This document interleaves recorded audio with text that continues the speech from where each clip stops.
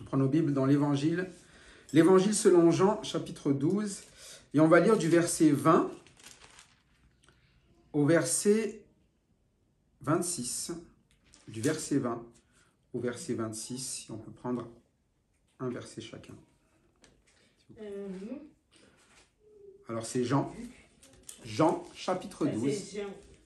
Jean, chapitre 12. Et on va lire du verset 20 jusqu'au verset 26. Donc un verset chacun.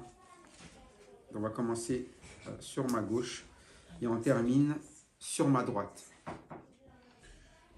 Quelques Grecs du nombre de ceux qui étaient montés pour adorer pendant la fête s'adressèrent à Philippe.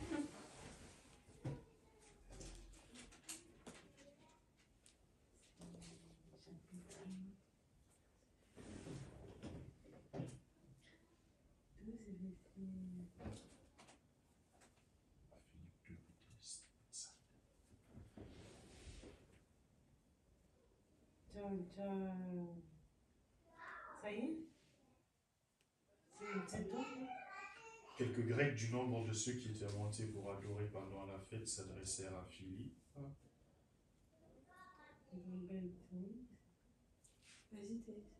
c'est moi? De Bethsaïde de Galilée, lui dit avec instance, Seigneur, nous voudrions voir Jésus. Philippe alla le dire à André, puis André et Philippe le dirent à Jésus.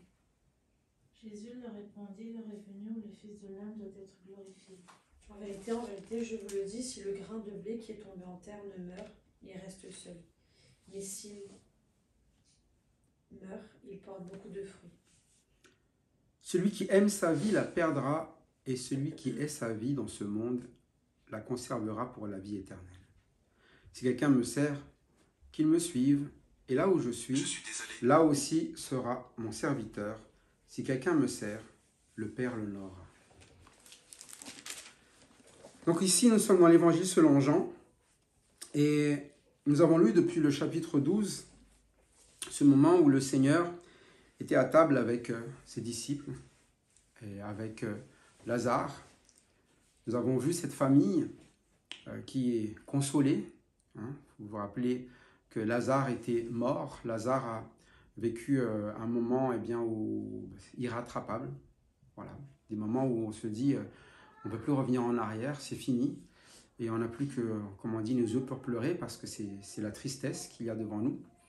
Mais on voit le Seigneur qui a répondu d'une manière inattendue pour Marie, inattendue pour Marthe. Il a ressuscité Lazare, alors qu'eux pensaient que le Seigneur aurait dû faire autrement, venir plus tôt, etc. Mais Lazare est ressuscité et la suite, eh bien, ça va ramener un témoignage plus fort, en tout cas, que s'il avait simplement été malade et qu'il aurait été guéri. Des malades qui ont guéri, beaucoup l'ont été par le Seigneur, mais quelqu'un qui est mort et ramené à la vie dans son corps, bah quand même Lazare, c'est unique. Tellement unique que le Seigneur, quand les gens venaient le voir, ils venaient voir Jésus, mais ils voulaient aussi voir Lazare. Et ils venaient voir ce Lazare, là, comment ça se fait, dans quel état il est, est-ce que c'est vrai? Est-ce que c'est vrai ce qu'on entend? Eh bien, de ce que les gens nous témoignent de ce qui s'est passé avec Lazare, est-ce que c'est vrai ce qu'ils disent? Et lorsqu'ils regardent Lazare à table, en train de manger avec le Seigneur, eh bien, ils ne peuvent constater qu'une chose, c'est que c'est vrai. Et c'est un peu ça la vie du chrétien. La vie du chrétien, ça ne dépend pas de ce qu'il est capable de faire. La vie du chrétien dépend de l'œuvre que le Seigneur fait dans sa vie. Et les gens vont juste venir voir, est-ce que c'est vrai ce qu'on dit de cette personne? Apparemment, Jésus-Christ a sauvé sa vie. Apparemment, il a été délivré de ses péchés. Apparemment, il a changé d'attitude. Apparemment, il n'est plus comme avant. Et les gens vont venir regarder, peut-être même sur une table, pendant que vous mangez. Est-ce que vous conduisez toujours comme avant? Est-ce que c'est comme la dernière fois? La dernière fois que j'ai entendu parler, tout le monde était triste, il était mort, irrattrapable, irrécupérable. Ou est-ce que c'est vraiment ce qui nous a été témoigné? Il est vivant. Il vit autrement que la dernière fois que nous avons vu, c'est-à-dire mort. Et normalement, le voyant vivant, tout le monde devrait être étonné, heureux, joyeux. Sauf que certains ne l'étaient pas. Parce que ça ramenait les gens, eh bien non pas à Lazare au final, mais à croire en Jésus-Christ, qui est capable de changer l'impossible dans la vie des autres. La mort, c'est impossible de guérir cela. Mais Jésus-Christ, il est la résurrection et la vie. Et est-ce que c'est vrai? Eh bien, en regardant Lazare, on peut dire une chose, c'est vrai. Et vous savez, la parole de Dieu, on dit toujours c'est la vérité. Mais comment vous savez que c'est la vérité? Il suffit de regarder si ce que vous lisez est vrai. Et c'est pour ça que quand vous avez une personne qui est sauvée, eh bien son témoignage, c'est qu'on regarde, est-ce que c'est vraiment cette personne, elle est sauvée? Est-ce que la parole, elle est vraie? Et parfois, eh bien, nous discréditons la parole et parfois nous témoignons de la parole. Mais quand vous témoignez, c'est quand vous montrez qu'en vivant cette parole, eh bien, vous allez vraiment être l'œuvre de cette parole. Comme Lazare. Vous n'avez jamais entendu Lazare parler, aller courir après les gens, mais pourtant les gens venaient au Seigneur à cause de Lazare. Et ça, c'est l'œuvre du Seigneur. Ça montre bien que ce n'est pas l'œuvre de Lazare. Si vous cherchez ce que Lazare a été capable de faire depuis, vous trouvez quoi là-dedans? Il a été capable de faire quoi? Quelles étaient les actions de Lazare? Quel était le ministère de Lazare? Il était assis à une table. Ça sert à quoi? C'est important pour nous de comprendre d'abord que le Seigneur nous demande une première chose dans notre vie, c'est de nous laisser modeler par lui-même. De nous laisser diriger dans notre vie par lui-même, de laisser l'œuvre de sa parole se faire dans notre vie. Et là, c'est le vrai témoignage de montrer ce que le Seigneur est capable de faire. Mais lorsque nous refusons cela, eh bien c'est le contraire. Ce sont ces chefs sacrificateurs, ce Sanhédrin-là, ils voulaient à tout prix faire mourir Jésus. Et quand ils ont vu Lazare, eh bien, eux, ils n'étaient pas contents. À cause de Lazare, ils viennent au Jésus-Christ, donc on veut aussi faire quoi à Lazare?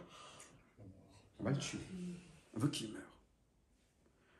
Une résolution mauvaise pour normalement un conseil qui est censé diriger tout un peuple. Donc ramener au peuple quoi? De bonnes ou de mauvaises choses? De bonnes choses normalement. Mais ça, c'est lorsque nous nous opposons à l'œuvre du Seigneur. Tout le monde, lorsqu'il commence à s'opposer à l'œuvre du Seigneur, finit par détruire forcément l'œuvre du Seigneur. C'est son but. Quand eh bien, vous commencez à passer à l'attaque, c'est déjà un problème. Ce que le Seigneur demande, c'est simplement qu'on se laisse modeler. C'est ce qu'a fait Lazare. Et puis, vous vous rappelez, tout ce monde-là, quand ils ont vu cela, il y en a plein qui sont montés voir Jésus aussi. Il y avait des gens qui sont montés à la fête, qui sont venus en foule, en masse, pour constater eh bien, ce Seigneur Jésus-Christ, son œuvre, ce qu'il est, et ils ont crié, mais sauve-nous aussi. Sauve-nous aussi. Et le terme, c'est sauve, avec un temps qui est maintenant. Donc, ils avaient besoin de salut, ils voulaient ce salut, mais ils voulaient un salut, peut-être un peu parfois comme ce qu'a vécu Lazare tout de suite, là. Et tu l'as ressuscité lui, pourquoi tu ne ressuscites pas tout le monde?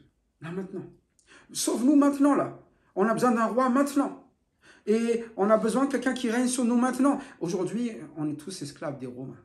Aujourd'hui, c'est la solution. Si tu arrives à renverser ce gouvernement, tu es le roi, tu prends le trône, voilà, on sera maintenant libre. Mais il va annoncer eh bien qu'il est un roi, mais un roi qui est humble, monté sur un ânon, le petit d'une ânesse. C'est-à-dire que ce n'est pas avec un âne que vous allez combattre César.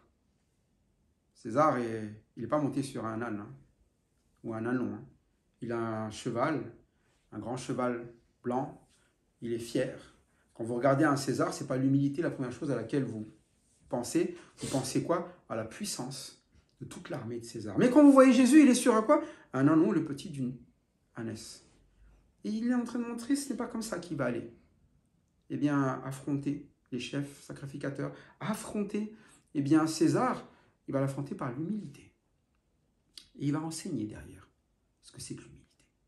L'humilité, eh bien, il va montrer, oui, il va avancer, mais avancer non pas pour aller détruire les autres, mais au contraire, pour mourir pour les autres. L'humilité, c'est d'accepter d'être dépouillé au profit des autres. Et c'est tout le contraire des chefs sacrificateurs. Pour battre Jésus-Christ, leur but, c'était de quoi? De tuer lui. Et c'est important pour nous de comprendre, dans nos combats, notre but n'est pas d'abattre l'autre. Notre but est d'accepter d'être modelé par le Seigneur pour avancer selon le Seigneur. Et là, le temps commençait à avancer, justement. C'est-à-dire que l'œuvre du Seigneur, eh bien, vous savez que c'était de finir à la croix pour payer pour nos péchés, pour notre salut. Et là, il y a un temps qui est en train d'être marqué, qui montre qu'il est temps vraiment, eh bien, qu'il aille à la croix. C'est ce qu'on lit au verset 20. Quelques Grecs du nombre de ceux qui étaient montés pour l'adorer pendant la fête s'adressèrent à Philippe de Bethsaïda. Donc Philippe, c'est celui de la même ville que André et Pierre. Voilà, c'est un des disciples. Et ils veulent voir Jésus. Ce sont des Grecs. Des Grecs, ce sont des étrangers. Ce sont les nations. Là, ce sont les nations qui réclament de voir Jésus-Christ. Juste avant, c'était qui? C'était des gens d'Israël. Mais là, c'est les nations. Les nations, maintenant, commencent à demander quoi? Le salut. Donc, il est temps maintenant de ramener le salut à toutes les nations. Et là, c'est Israël qui a entendu ce message, Israël qui est au courant que Jésus-Christ est capable de ressusciter. Maintenant, il est temps que le monde entier vive l'œuvre du Seigneur. Et c'est pour ça que quand Philippe le dit à André, André le dit à Jésus avec Philippe, Jésus va donner la réponse. L'heure est venue où le Fils de l'homme doit être glorifié. L'heure est venue. Quand il entend cela, pour lui, c'est un quoi? C'est le signe d'une autre étape. Jusqu'à maintenant, il faisait quoi? Il enseignait. Il enseignait. Il enseignait. Il formait. Il rencontrait les uns, les autres. Il enseignait, je suis le pain de vie. Je suis la lumière. Je suis la résurrection. Je suis le bon berger. Je suis vraiment qu'ils comprennent qu'il est leur Messie. Maintenant, il a dit, il y a une heure. Le Fils de l'homme doit être glorifié. Glorifié, c'est-à-dire il doit revenir dans sa gloire. Mais pour aller dans sa gloire, il va d'abord falloir qu'il passe par quoi? Par la mort. C'est ce qu'il nous explique. En vérité, je vous le dis, si le grain de blé qui est tombé en terre ne meurt, il reste seul. Mais s'il meurt, il porte beaucoup de fruits. Il y a le Seigneur qui est en train de nous enseigner ici, le serviteur qui est prêt à accomplir ce que est la volonté de Dieu, c'est-à-dire de sauver cette nation israélite, mais aussi ces Grecs qui viennent, donc, qui représentent quoi? Le monde. Et il explique une chose, il va falloir, pour avoir du fruit, que ce grain de blé fasse quoi? Qu'il meure. Et ça, c'est ce qu'on appelle le modèle du serviteur parfait. Le service, ça va toujours dans ce sens-là. Il y en a un qui va perdre au profit des autres. Et c'est ce qu'il est en train d'expliquer ici. Parce que s'il ne fait pas ça, si le grain de blé qui est tombé en terre ne meurt, qu'est-ce qui se passe? Il reste seul.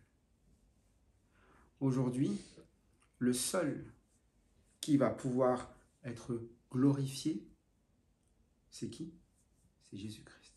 Le seul qui peut vivre pleinement selon l'Esprit, c'est Jésus-Christ. Le seul qui a accès au royaume de Dieu, c'est Jésus-Christ. Mais pour pouvoir ramener le service que le Père lui demande, c'est-à-dire ramener tout le monde dans le royaume, il est obligé de quoi? De mourir.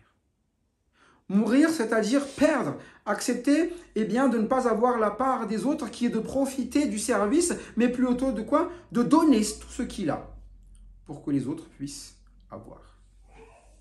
Et je dis que c'est le modèle parfait du service parce que le service va toujours dans ce sens. Le service n'est pas là en train de blâmer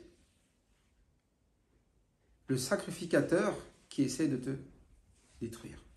Il n'est pas là en train de blâmer ce peuple qui veut ce salut maintenant, ni ces Grecs qui sont ce qu'on appelle des étrangers, comme des chiens qui sont impurs. Mais le service, c'est de quoi? De tous les amener à ce que nous avons nous. Et il est ce grain de blé qui porte du fruit. Et s'il meurt, toutes ces personnes pourront quoi? Porter du fruit. Quand vous regardez les disciples de Jésus-Christ, eh bien, c'était assez difficile dans leur vie, quand vous regardez, de partager la vie du Seigneur. Quand vous regardez les pharisiens, qui étaient vraiment des ennemis du Seigneur, quand vous regardez cette foule, eh bien, qui demande mal les choses, quand vous voyez eh bien, ce monde dans la détresse, vous voyez eh bien, tous les coups qu'il reçoit, les insultes, tout cela, vous vous dites, mais pourquoi tu ne réponds pas? Pourquoi tu ne les frappes pas peut-être d'un coup de tonnerre là, et là tout le monde va pas comprendre que tu es le Fils de Dieu. Mais il est en train d'expliquer, ce n'est pas la façon qui a été donnée pour amener le salut, c'est il faut que le grain de blé meure. Ça veut dire qu'il faut qu'il accepte de perdre pour le service des autres. Et j'ai envie de dire, ici, on arrive à l'heure qui est venue. Donc, de comprendre que c'est aussi le moment de faire une passation à ses disciples aussi. De leur expliquer que son heure, elle est venue d'être quoi? Glorifiée. Mais pour les disciples, il est l'heure maintenant d'être aussi, se préparer, à être aussi des serviteurs. C'est pour ça qu'il donne le modèle de sa vie dans un choix actuel qui aurait pu simplement de dire ben moi je vais rester en vie, je ne vais pas mourir pour ces gens-là. Je ne vais pas me battre pour ces gens-là, je ne vais pas être là pour souffrir, pour faire plaisir à des gens qui m'ignorent, qui s'en moquent un petit peu de ce que je fais. Non, au contraire, il dit il faut que je meure. Si je ne meurs pas, ces personnes-là ne seront pas sauvées. Et il va le dire à ses disciples. Celui qui aime sa vie la perdra, et celui qui hait sa vie dans ce monde la conservera pour la vie éternelle. Si quelqu'un me sert, qu'il me suive, et là où je suis, là aussi sera mon serviteur. Si quelqu'un me sert, le Père l'honorera. Lorsque vous regardez à Jésus-Christ, il est le serviteur du Père. Vous avez vu déjà dans Jean, il ne fait rien qu'il ne voit faire où? Au Père. Rien que le Père ne lui demande de faire. Et parfois, il y a des choses difficiles que le Père lui demande de faire. Je ne dis pas parfois, je dis il est difficile ce que le Père lui demande. Déjà de venir sur terre, de vivre dans un corps, de souffrir, c'est déjà une chose difficile. Mais en plus de donner sa vie pour toutes ces personnes sur le long du chemin, qui l'ont pas reconnu, qui l'ont insulté, qui ont cherché à le lapider, qui l'ont abandonné lorsqu'il a enseigné, qui ont préféré aller voir. Et on pourrait se dire, je ne vais quand même pas continuer là-dedans. Mais Jésus, il est en train d'enseigner à ses disciples, non seulement je vais le faire, mais vous aussi. Si vous commencez à aimer votre vie, il dit, celui qui aime sa vie, la perdra.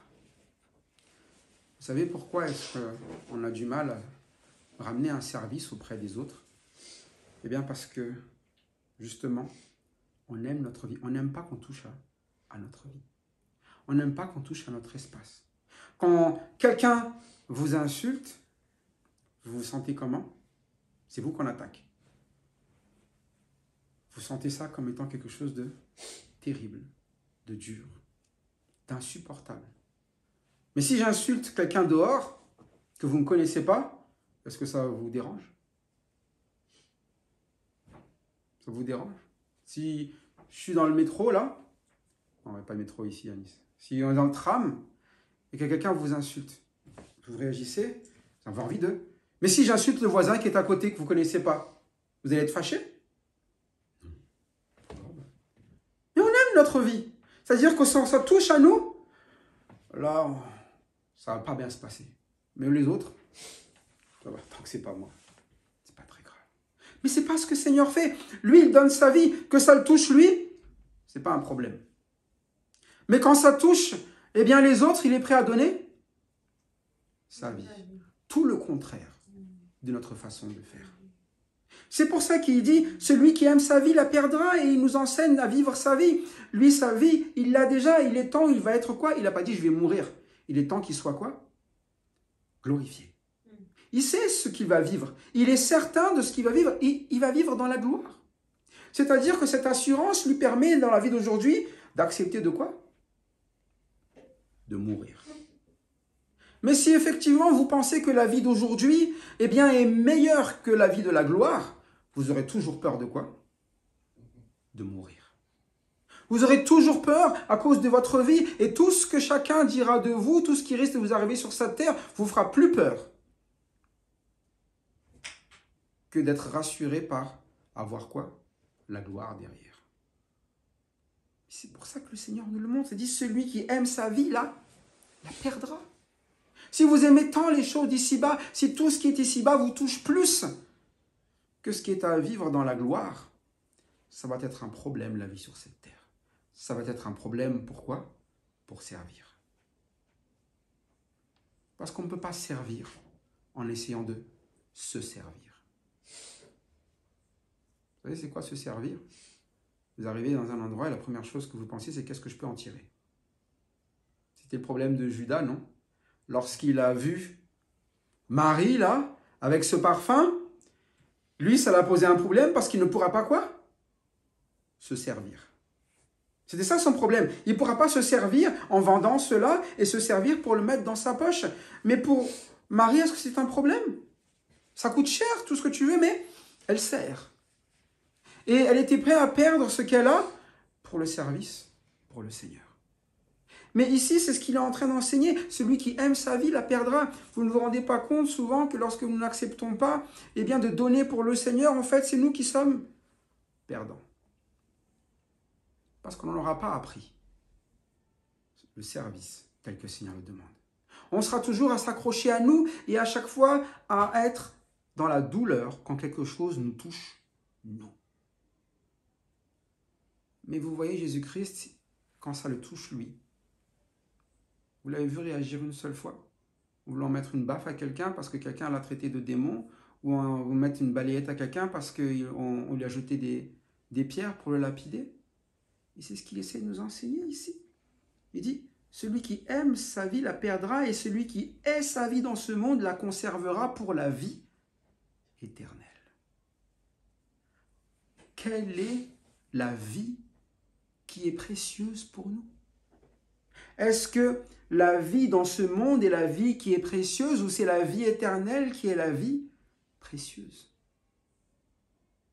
Qu'est-ce qui est précieux pour nous? C'est ça la question qu'on devrait se poser. Est-ce que si aujourd'hui, la vie d'aujourd'hui s'arrête, est-ce que c'est là on va dire, oh non, le Seigneur revient, oh non, c'est mon précieux, je ne veux pas perdre ce que j'ai aujourd'hui, toutes ces choses-là. Ou je serais prêt à accepter si le Seigneur revient en disant, mon espérance est là. Je viens pour... C'est la vie éternelle. J'y vais. Et c'est ça, le problème, c'est que si jamais, eh bien, vous n'êtes pas prêt à haïr la vie dans ce monde, c'est le terme, hein. Si vous n'êtes pas prêt à perdre votre vie, à mourir, au final, le ciel ne sera jamais votre joie. Et vous ne vivrez donc pas les choses du ciel déjà ici-bas. On serait là en train de vivre quoi? Eh bien, les choses de ce monde et les douleurs de ce monde. Vous regardez eh bien, les douleurs de ces sacrificateurs, ces chefs. Ils étaient là en train de dire quoi? On est en train de perdre. Et pourquoi? Quelqu'un leur a fait du mal, ces sacrificateurs? Parce que tout le monde croit en Jésus, ils étaient en train de quoi? De perdre. Ils se sont sentis touchés personnellement pour quelque chose où personne ne les a jamais attaqués. Quelqu'un a dit du mal des sacrificateurs? Jésus, il a dit quelque chose sur eux? Un seul mot là dans le passage? Rien du tout. Pourtant, ils se sont sentis comme si on les attaquait, eux, et donc ils ont répondu en cherchant à quoi? À détruire. Mais parce qu'ils n'étaient pas prêts à perdre. Et pour eux, ces personnes, c'était leur bien. C'est mon précieux. C'est à moi. Ce sont mes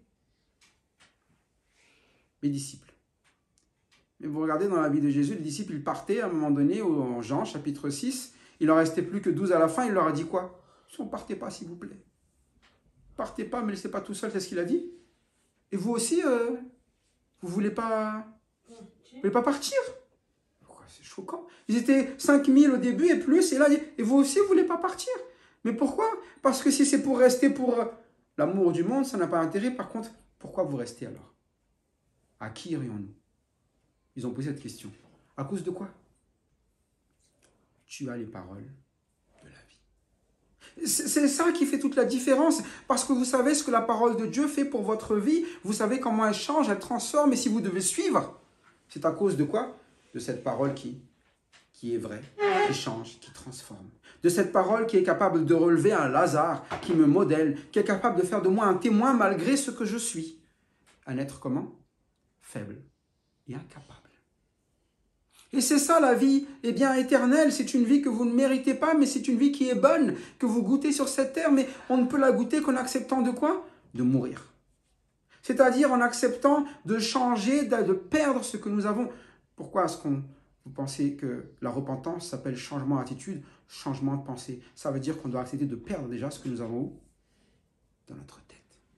Et parfois, nous avons une attitude qui n'est pas bonne parce que, un peu comme les pharisiens, nous sommes là en train d'être dans la colère, dans la haine, et parfois, il faut accepter de changer ça. Mais on dit non, c'est pas juste. Je lâche pas. Imaginez-vous Jésus à chaque fois qu'il y avait une injustice, qui dise non, c'est pas juste, je retiens. On serait déjà plus là. Hein. Ça a été fini pour nous. C'est toutes les catastrophes du monde et le monde entier est mort. Quoi. Parce que quiconque aurait blasphémé contre lui se retrouvait mort. Et tout le monde a déjà dit au moins quelque chose qui est à l'encontre de Dieu qui est mauvais, à l'encontre du Seigneur. Mais lui, il aime, il donne sa vie. Et il donne sa vie pour donner la vie éternelle, mais lui, il est déjà, c'est sûr d'avoir la vie éternelle.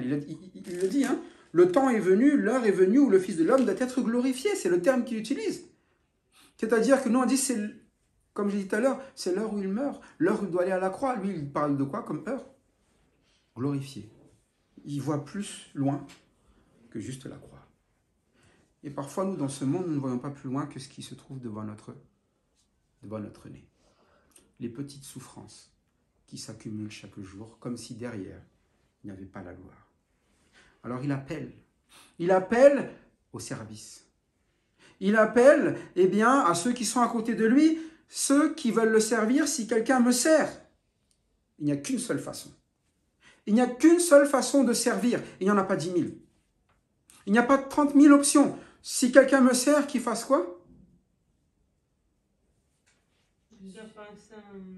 Qu'il réfléchisse à savoir... Hein, de quoi? Qu'il me suive. Mais tu vas où, Jésus? Vous savez où il va? Il vient de le dire à l'instant. Hein? Il dit quoi? Si le grain de blé ne meurt. Donc tu me suis comme un grain de blé qui est capable qui accepte de quoi? De mourir. Et quand on parle de service, on ne peut jamais parler de service pour Dieu sans regarder à Jésus-Christ. Parce que le service parfait, c'est celui de Jésus-Christ. Et nous n'avons qu'une chose à faire. Qu'est-ce que font les disciples depuis le début avec Jésus? Ils le suivent. Est-ce qu'il a connu des soucis, des problèmes, des choses qui font peur? Thomas, il a dit quoi? On va mourir. Et à la fin, il a plutôt vu quelqu'un être ressuscité. Et c'est ça, si quelqu'un veut me servir, qu'il suive juste, qu'il voit la vie que je lui donne. Il suffit d'être avec lui. Est-ce qu'il y en a un seul qui s'est perdu en le suivant? Non. Et ça, c'est la promesse que nous avons aujourd'hui lorsque nous suivons le Seigneur. Le Seigneur, il se dirige où?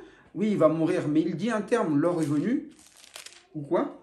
Le Fils de l'homme doit être glorifié. Si vous le suivez jusqu'au bout.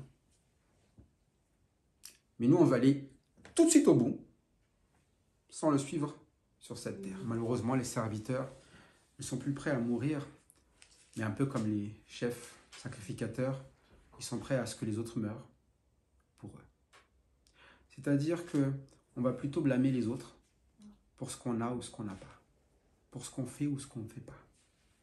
Mais ce n'est pas ça le service. Le service, c'est nous qui allons accepter de perdre. Le service, c'est nous qui allons accepter de quoi? De suivre le Seigneur. Et vous avez vu, suivre le Seigneur, eh bien, sur la terre, ce n'est pas forcément avoir bonne réputation. Parce que son chemin, c'est d'aller où, là, ici? À la croix. Ce n'est pas la mort, d'abord, la croix. La croix, c'est la mort pour qui? La croix, c'est la place des qui? Des brigands. Quand vous êtes à la croix, votre réputation, elle est à quel niveau? Au pire. Comment ils ont fait les Romains à la croix? Les gens, quand ils étaient sur la route, là, ils ont dit Hosanna, mais sur la route, ça va être quoi maintenant? Il va avoir quoi? Crucifie-le, mais même dans la réaction, ils vont lui cracher dessus, non? Ils vont le baffer, ils vont lui mettre cette couronne d'épines, ils vont se moquer de lui. Et c'est ça, le service. Vous allez le suivre. Mais ne vous étonnez pas que ça arrive. Mais si vous tenez beaucoup à votre vie, vous allez avoir peur de quoi? De ça. Mais service signifie qu'on va vivre ça. C'est pour ça qu'il explique simplement, si quelqu'un me sert, qu'il me suive. Donc vous savez, c'est le chemin qu'il a pris. Vous savez comment ça se passe sur cette terre. À votre avis, les disciples, ça va se passer comment pour eux? Ça va être plus tranquille? Ça va être pareil. Et les apôtres l'ont montré. Ils ont suivi. Comment on sait qu'ils ont suivi? Ils ont vécu quoi? La même chose. La même chose.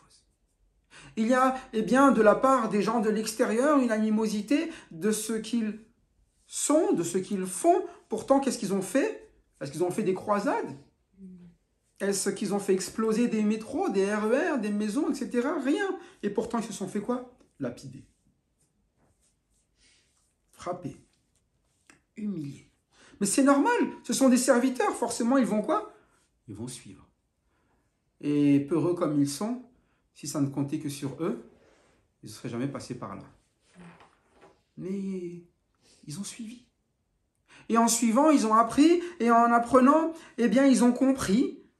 Et en comprenant, eh bien, ça a fortifié ce qu'ils ont déjà vu avec le Seigneur. Et l'Esprit du Seigneur, eh bien, était sur eux. Ils ont suivi. Il dit, et là où je suis, là aussi sera mon serviteur. Vous savez, c'est vraiment des choses que le Seigneur dit, qui ne sont pas interprétées. Alors, parfois, les gens, ils veulent atténuer parce que c'est trop fort. C'est trop fort. C'est trop fort ce qui m'est demandé là. Et parfois, on sait qu'on ne le vit pas. Alors, pour coller les choses eh bien, à notre service, au lieu de nous coller à la parole, nous essayons de coller la parole à quoi? À nous. En nous disant quoi? Mais bon, c'est différent. Ça, c'était Pierre et tout ça. Eux, c'est des gens qui étaient très... Alors moi, je vous dis, ce n'est pas des gens qui étaient très... Hein. C'est des gens comme nous qui étaient... C'est pour ça que quand je regarde, je dis, s'il peut faire avec Lazare, s'il peut faire avec Pierre, s'il peut faire avec Paul, qui était pourtant un ennemi, il peut le faire avec n'importe qui. Je pense que ça va. Et s'il peut le faire avec n'importe qui, c'est normal. Il est tout puissant. Il sauve qui? Juifs et là, qui c'est qui vient de le voir? Les Grecs, peu importe qui. Il est capable de sauver, il est capable de faire des serviteurs de personnes qui étaient pourtant des comment? Des moins que rien. Des pas grand-chose. C'est pour ça que ne vous regardez jamais dans votre service à ce que vous êtes aujourd'hui en vous disant « Ah, mais est-ce que je suis vraiment digne de quelqu'un qui va pouvoir servir le Seigneur ?» Ah, tout ce qu'il vous demande, c'est quoi? Si quelqu'un me sert, qu'il me suive juste. Donc la confiance, elle est en qui? En celui qui est devant, non? Quand quelqu'un est devant vous, ça veut dire qu'il est en train de frayer quoi? Le chemin. Donc, de quoi vous avez peur? Il a déjà fait tout le combat qu'il y a à faire. C'est pour ça qu'il se trouve devant et que nous, on a juste qu'à suivre. C'est ce qu'on appelle la foi. Vous avez foi en celui qui est devant. Vous avez foi que sa promesse, elle est vraie. Et quand vous l'avez vu vivre tout cela, vous avez foi que c'est bien lui que Dieu a envoyé. Il est mort, il est ressuscité. Je le suis. Il me garde jusque dans ma mort. Et j'irai avec lui jusqu'où? Jusqu'au ciel. C'est pour ça qu'il dit simplement, si quelqu'un me sert, le Père, c'est une assurance, le Père l'honorera. Il ne l'honorera pas parce que, eh bien, c'est le meilleur disciple du monde et qu'il a gagné des médailles et puis qu'il a réussi à ramener 4000 âmes et puis c'est pas ça qui va l'honorer. Il l'honore parce que il le suit. Donc, c'est à cause de celui qui est devant. Donc, personne ne pourra dire, moi, j'ai balayé tout dans ma vie, là, tac, j'ai réussi à chasser ça, j'ai eu des combats et tout, j'ai gagné, j'ai vaincu. J'ai dit, mais c'est le Seigneur qui a tracé le chemin devant, je n'ai fait que quoi? Que suivre. C'est pour ça qu'on parle de foi. On ne parle pas d'œuvre, on parle de foi. La foi en celui qui est devant. Et ma question, c'est qui est devant vous? Qui est-ce que vous suivez?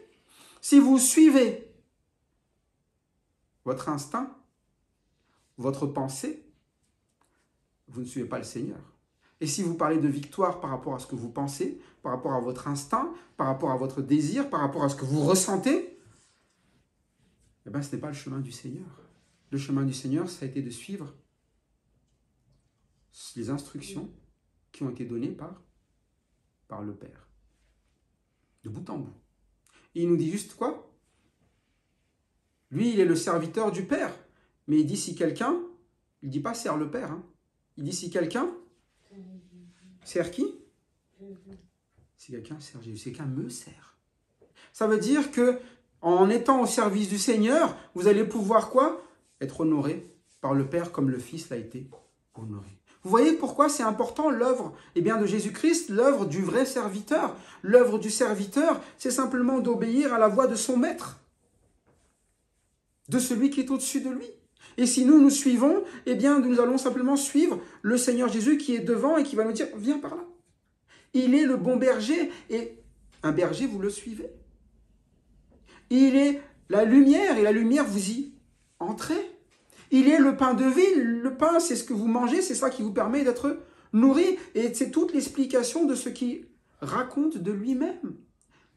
Et ça se résume en cela, le suivre.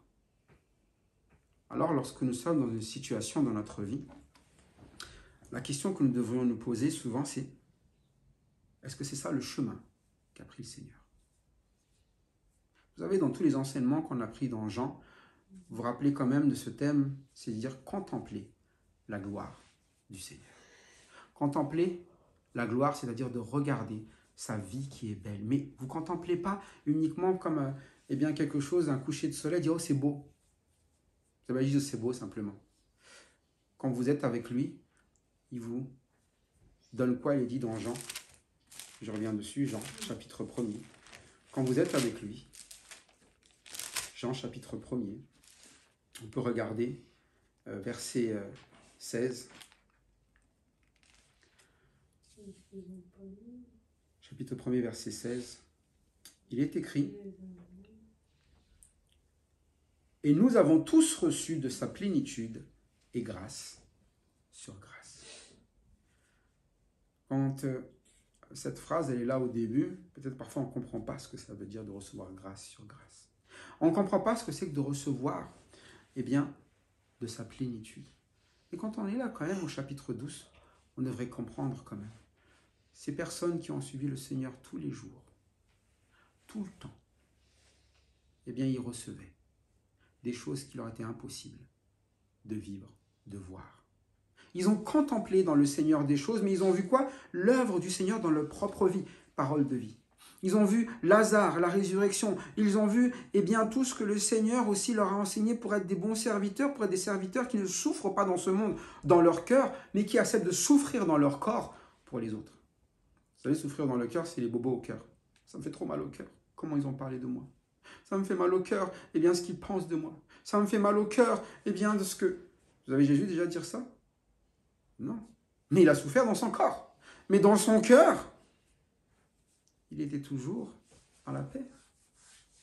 C'est-à-dire que vis-à-vis des autres, il savait ce qu'il faisait là, pour leur salut. Et c'est ça, d'éviter aussi de souffrir sur cette terre. Parfois, nous pensons que le service, on va perdre, on va souffrir. Et non, vous allez perdre la vie sur cette terre, mais vous avez la vie éternelle. Et dans la vie éternelle, il n'y a pas de bobo pas de bobo de cœur. Hein. Dans la vie éternelle, il y a la paix. Dans la vie éternelle, il y a la joie. Dans la vie éternelle, il y a tout ce qu'on aimerait tous vivre dans notre cœur. Et déjà ici-bas, c'est ce qu'est suivre Jésus aussi. Ce n'est pas simplement une souffrance, et c'est ça qui nous fait peur, mais c'est toute la joie que Jésus a dans sa vie, qui est dans son cœur malgré toutes les situations d'aujourd'hui. C'est pour ça que, eh bien, il y a cette invitation. Celui qui veut servir, qu'il suive. Mais l'encouragement que je vous dis, c'est soyez des serviteurs. Soyez des serviteurs.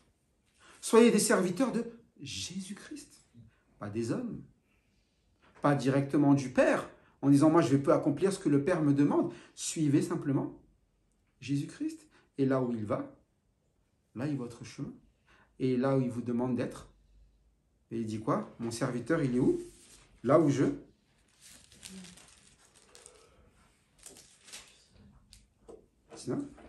Là où je suis, là où sera mon serviteur. Sachez donc que partout où vous allez passer, le serviteur que vous êtes, eh bien Jésus est déjà passé par là. Donc tout ce que, l'opprobre que vous pouvez vivre, la honte que vous pouvez vivre, toute souffrance que vous pouvez vivre, le Seigneur est déjà passé par là. Et il a vaincu tout cela. Et c'est ça aussi la vie du serviteur. Nous allons partager les victoires que le Seigneur nous amène, car il est devant nous. Alors que notre foi, eh bien, elle s'appuie vraiment sur celui qui sauve, Jésus-Christ. Et que nous ayons ce service qui convient dans le Seigneur, qui ramène eh bien, du fruit, qui porte beaucoup de fruits. Ce grain qui meurt, qui suit le Seigneur. Et si c'est vraiment ça le service que nous allons mener, il y a une assurance, il dit à la fin, si quelqu'un me sert, le Père l'honorera.